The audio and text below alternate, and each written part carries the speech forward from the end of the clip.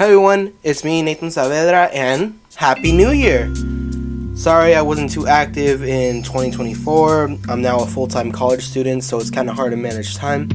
But don't worry guys, I'll try to be a little more active on YouTube for this year. And yeah, anyways, let's carry on to what the video is about. Finally, after waiting, I get to review my most anticipated movie of 2024, and that movie is Sonic the Hedgehog 3. This review will contain some spoilers, but that's till later in the video, so those who haven't seen it, I'll pre-warn you guys before I talk about them. But anyways, let's start off with my thoughts on the previous movies. I thought the first Sonic movie was a good introduction piece for these versions of Sonic and Robotnik. It was a little generic as a road trip movie. They put Sonic in the car, which is a little weird, but it was surprisingly a very fun movie. Although, as for Sonic 2, I thought it was a massive improvement over the first. It was more action-packed. They expanded the lore by introducing the MacGuffin of the Master Emerald and the Chaos Emeralds.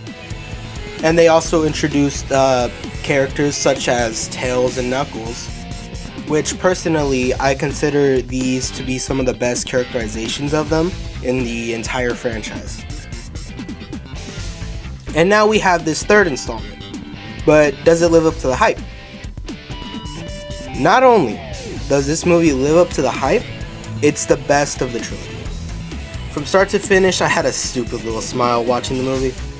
Everyone did an incredible job. Ben Schwartz, Idris Elba, and Colleen O'Shaughnessy are still great as Team Sonic. And of course, Jim Carrey is as funny, if not even funnier, in this one. He's not only playing the role of Dr. Eggman, but he's also playing the role of Gerald Robotnik, who is Eggman's grandfather. Major props to him though, because when they were both on screen, I didn't see them as the same person. They had, how do I say this? They felt like two different people, and I thought that's really impressive. But of course, the standout performance for me is Keanu Reeves as Shadow the Hedgehog. The people that making this movie really understand and respect the source material very well, and gave us a really good version of the character. Also, Keanu Reeves was just perfect for this role. When Shadow's on screen and I hear him talk, I don't think of the actor when I watch the movie. I see him as the actual character, if that makes any sense. That also goes for all the other Sonic characters. I definitely prefer this one over the second one, mainly because this movie doesn't have any human subplots.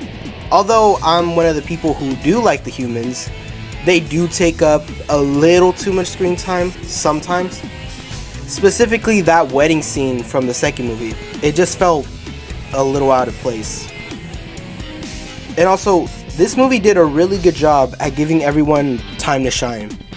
For example, in Sonic 2, Tails was introduced, but you could kind of write him out and the movie wouldn't really change. And here, he has a lot of stuff to do. He's honestly pretty cool in this movie. He's very useful. The only real negative I'll give this movie is that it was a little too fast-paced. Since this movie is adapting the story of Sonic Adventure 2, which is one of the best and most serious-toned stories Sonic has to offer, I would have definitely liked for this movie to take its time with the more serious and emotional scenes, so it can leave a little more of an impact. But I'm not mentioning the Shadow's flashbacks and backstory scenes, because those were actually really done well and almost got me teary-eyed. But besides that, this movie is fantastic, and definitely worth your time to see this on the big screen. Now, before I head into spoiler territory, I'll give you guys my rating and we'll talk about the spoilers. I rate this movie a very good 9 out of 10. Please go watch this movie if you haven't. You won't regret it. And also, if you do, make sure you stay for both of the post-credit scenes. They are very exciting, and it's just very exciting. I'll get to that in the spoiler territory. Go watch the movie. You'll have a fun time. There were a lot of references in this movie from start to finish. From Sonic jumping out of a helicopter, making a reference towards Sonic Adventure 2 Escape from the City level, or like the first cutscene of Sonic where he jumps out the helicopter, and it's just, I love those little set pieces in Sonic media because it just looks so cool. Also, there's quotes from Sonic Adventure 2 that fit pretty well, and some shots from like the cinematic cutscenes in games, they're like reimagined in here, and it's very clean. Also, they made a cute little reference to the Bio Lizard. He wasn't like a character per se, but he made an appearance. There's one flashback scene of Maria and Shadow watching a movie, and the movie they were showing, it looked like this old 60s, like, imagine Toho Godzilla, like from the 1960s, 1950s, but for Bio Lizard, and it was a really nice, cute little Easter egg. But my favorites are definitely the music cues. For years, the one thing I and many people have been wanting these movies to do is to incorporate the amazing video game music Sonic is known for into the soundtracks. And they delivered. I had a huge smile when I heard Eggman's ringtone was actually Eggman's theme. That was from Sonic Adventure 2. And definitely the one song every Sonic fan wanted in this movie was Live and Learn. But the one that surprised me that they included at the end was the end theme for Sonic Adventure 2. It was such a fitting and beautiful track. Another thing I think this movie did beautifully was the relationship between Shadow and Maria, showing just how close they truly were. How Maria was the only person who treated Shadow like a person and not just an alien needed to be experimented on. Which made it all the more heartbreaking and devastating when Maria died because of an explosion caused by a gun soldier. Even though I knew this was going to happen, it moved me, and I was close to crying.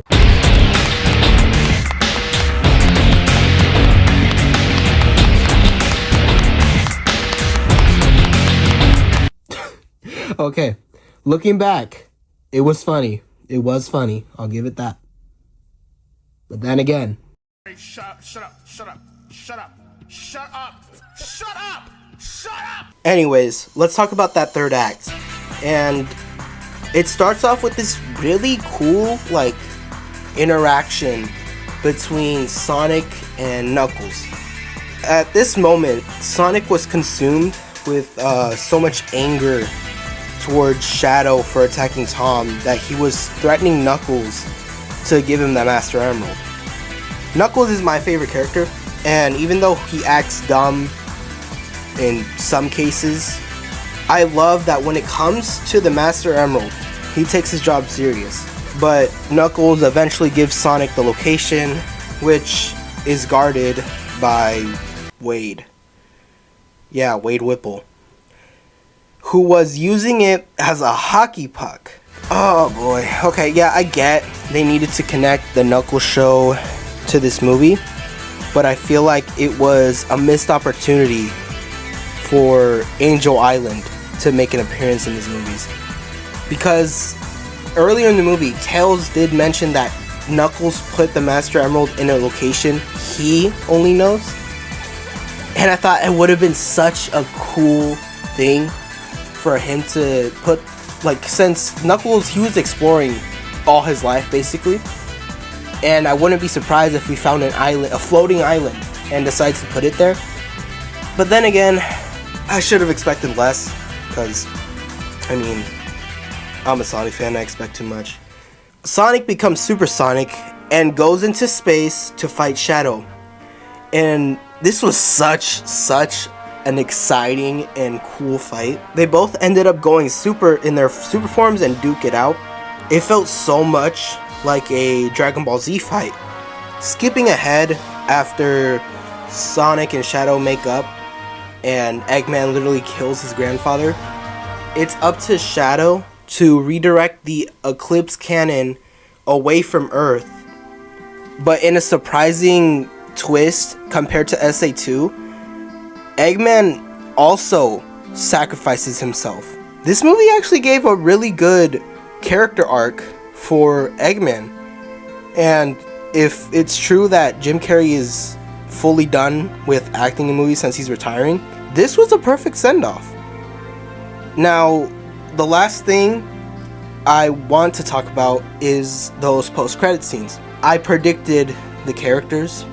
I knew exactly who they were. And those scenes, perfect. Perfect reveal for Metal Sonic and Amy. And I'm excited to see what they're gonna adapt next.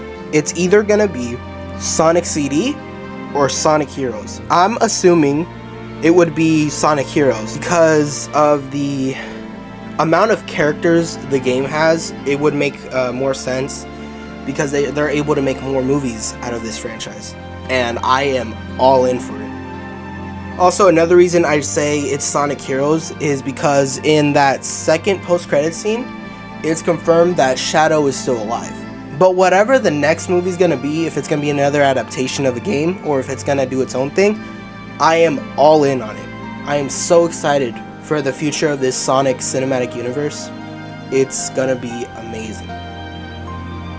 But anyways, guys, thank you for listening to me ramble on about this Fast Blue Hedgehog. And hey, if you've seen the movie, let me know what you guys thought. My name is Nathan Saavedra, and see you guys next time. Bye.